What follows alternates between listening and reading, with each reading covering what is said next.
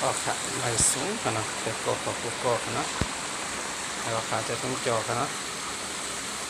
มีเวลาข่าวยำตันจกแก็บเนี่ยก็มาเวลีเนาะในเชียงใหม่กันในเนาะพอคนอยู่ในเชียงใหม่ก็ตีผู้ว่าสถานที่ท่องเที่ยวกันในเป็นกันเลยเนาะเมื่อเดียวมัน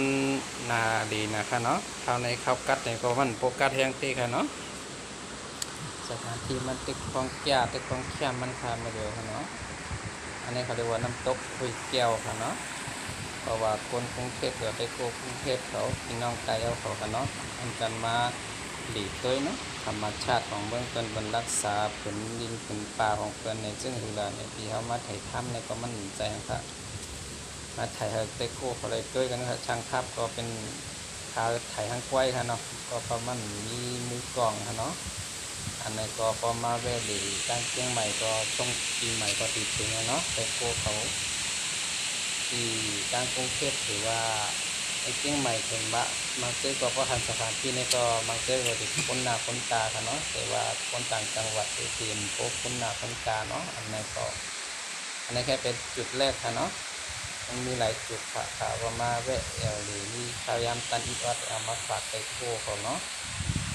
อันแต่ว่าเป็นมืออาชีพเนาะค่ะอันนี้ก็เคยจอมกันนะคะเนาะสถานที่ท่องเที่ยวมันเป็นจังหวัดของเนี่ยแต่